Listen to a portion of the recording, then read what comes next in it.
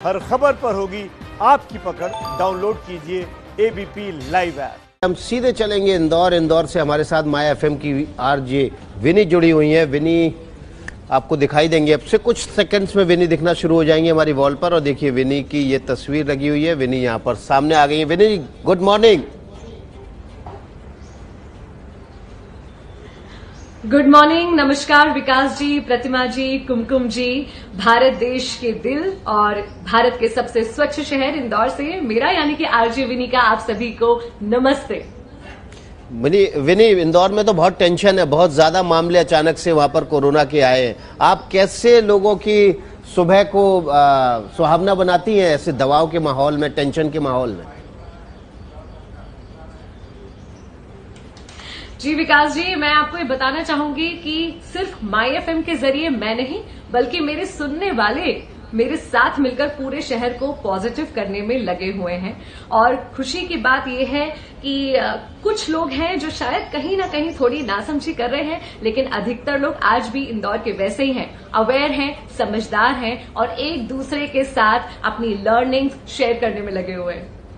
विनी, बहुत चैलेंजिंग काम होता है। हालांकि आप लोगों का तो वर्क फ्रॉम होम चल रहा होगा, लेकिन हम लोग स्टूडियो में रोज आते हैं, घर से बाहर निकलते हैं, हर तरह का डेंजर हमें भी है। लेकिन जोर आजमाइश हमारी भी यही होती है कि पॉजिटिविटी बनाए रखें अपने खबरों के जरिए, अपनी मुस्कान के जरिए, अपनी इस ऊर्जा के जरिए। आपकी भी यही कोशिश होती होगी अपनी आवाज के जरिए इंदौर में पॉजिटिविटी बनाए रखें?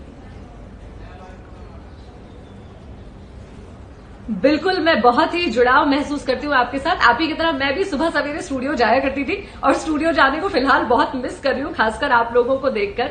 लेकिन फिलहाल घर से काम कर रहे हैं। घर से काम करना और भी चैलेंजिंग है, टेक्निकली थोड़ी बहुत दिक्कतें भी आती है घर से काम करने में, लेकिन लगे हुए हैं क्योंकि जो आप लोग कर रहे हैं, लोगों को अपडेटेड रखना, लोगों को पॉजिटिव रखना, वही हम भी कर रहे हैं। थोड़ा चैलेंजिंग होता है इस समय, लोगों में एक घबराहट है, थोड़ा कहीं ना कहीं सुकून की कमी है, मगर यही तो हमारा काम है। हम रेडियो जॉकीज उनके दोस्त होते हैं और माई एफएम सिखाने की कोशिश कर रहा है कि कैसे बिना मिले साथ लड़ना है। हमेशा हम कहते हैं कि आइए साथ में मिलकर लड़ते हैं, और इस बार माई एफएम कह रहा है बिना मिले साथ लड़े। आप अपने घर पर हैं, हम अपने घर पर हैं, लेकिन लड़ाई एक है और जीत एक है और मंजिल एक है। जी विनी, देखिए आरजेस की पहचान उनकी आवाज होती है। आपकी आवाज सुनकर इंदौर वासी आपको बहुत आसानी से पहचान लेते होंगे। आज नमस्ते भारत में आपकी प्यारी सी मुस्कान भी देखने को मिल रही है। आप एक मोटिवेशनल स्टोरी टेलर है। ऐसे में रिस्पॉन्सिबिलिटी बहुत ज्यादा बढ़ जाती है। ऐसे समय में जब लोग डिप्रेस हैं, एंग्जाइटी है, परेशान है, उनको किस तरीके की कहानियां, किससे आप सुनाती हैं जिससे वो मोटिवेटेड रहे और इस लॉकडाउन के दौरान भी इस पीरियड को एंजॉय करें? अगर आप अनुमति दें तो जैसे आपने कहानियों की बात करी, एक छोटी सी कहानी मैं मेरे सुनने वालों को और आपके देखने वालों को सुनाना चाहती हूँ, जो इस समय उन्हें मोटिवेट करेगी। सिर्फ 1 मिनट आपका लूंगी। बिल्कुल बिल्कुल, बताइए।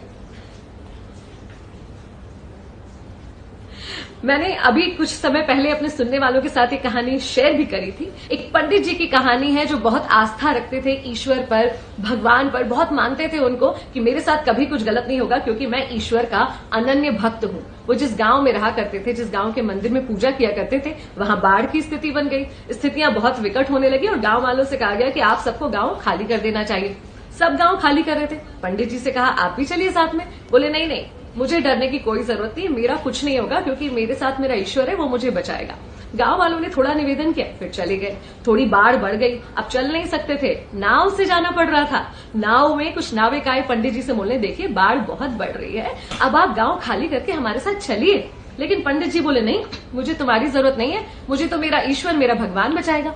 अब बाढ़ इतनी बढ़ गई कि जो गांव का सबसे ऊंचा टीला था, उसके सबसे ऊंचे पेड़ पर चढ़कर पंडित जी को बैठना पड़ा, लेकिन वो गांव से बाहर नहीं गए। तब एक हेलीकॉप्टर का बचाव दल आया उनको बचाने और बोला कि हमारे साथ चलिए, अब आपकी जान नहीं बच पाएगी यहाँ पर। मगर बोले नहीं, मैं तुम्हारे साथ नहीं जाऊंगा, मुझे तो मेरा भगवान, मेरा ईश्वर बचाएगा। और अंततः डूबकर मृत्यु हो गई। जब स्वर्ग में गए और पूछा कि भगवान तुम मुझे बचाने क्यों नहीं आए, तो पता है भगवान ने क्या कहा? भगवान ने कहा एक नहीं 3 बार बचाने आया था। पहले गांव वालों के रूप में, फिर नाविक के रूप में और फिर हेलीकॉप्टर वाले बचाव दल के रूप में। और अभी ऐसे ही कुछ भगवान हमारे सामने हैं, चाहे वो पुलिस वाले हो, डॉक्टर्स हो, चाहे हेल्थ कर्मी हो, वो सब हमारे ईश्वर हैं। उनका सम्मान करना चाहिए, साथ देना चाहिए और मानना चाहिए कि यही ईश्वर का सच्चा रूप है। बहुत बहुत शुक्रिया आपका विनी, आपका। लेकिन आपका रेडियो का अंदाज कैसा है, वो एक बार सुना दीजिए हमारे दर्शकों को। देखिए, रेडियो का अंदाज शायद बिल्कुल वैसा ही होता है जैसे मैं अभी आपसे बात कर रही हूँ, लेकिन रेडियो में साथ में कुछ बेहतरीन गाने भी होते हैं जो इस समय हम कोशिश कर रहे हैं कि माय एफएम के लिसनर्स को सुनाए उम्मीद की धुन जिसमें पॉजिटिविटी हो। तो कुछ पॉजिटिव गानों के साथ हमारे लिसनर्स हमारे साथ शेयर कर रहे होते हैं कि क्या कुछ वो नया कर रहे हैं, और मैं उनसे कहती हूँ कि 94.3 माय एफएम से मैं आरजे विनी आपके साथ। और चलो आज कुछ अच्छा सुनते हैं और चलो आज कुछ अच्छा करते हैं। जी, बहुत शुक्रिया आपका विनी, बहुत पॉजिटिविटी मिली आपसे। मोटिवेशनल स्पीकर जब कोई होता है तो उसके हर अल्फाज में वो मोटिवेशन होता है, फील किया हमने।